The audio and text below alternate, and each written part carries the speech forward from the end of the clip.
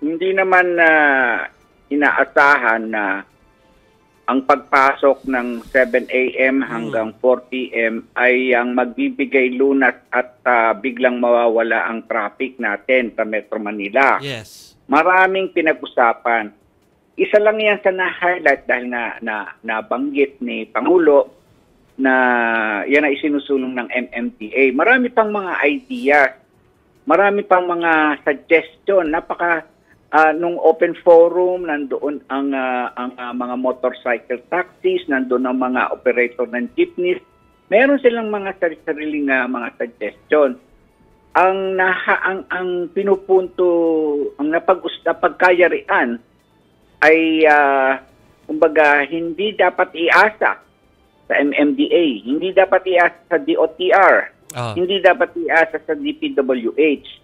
Yun yung unang binanggit ni Pangulo na pagtulong-tulungan natin. Hindi yung mananakay ay dapat iasa na ang magsosolve ng traffic ay ang gobyerno.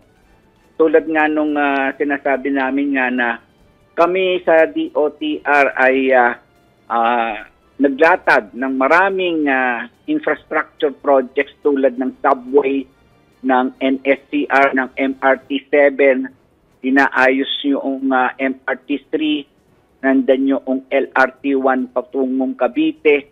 Maraming proyekto pero pang long term. Opo. At inaasahan namin ito ang magbibigay ng permanenteng solusyon. Natuwa kami sa DOTR dahil yung parang pananaw ni Secretary Bautista ay yun ang parang na-echo na inulit ni Pangulo na hikayatin ang mga may-ari ng private sasakyan na iwan ang kanilang kotse at gumamit ng public transport. Pero hindi pa rin kaagad luluwag ang ating traffic.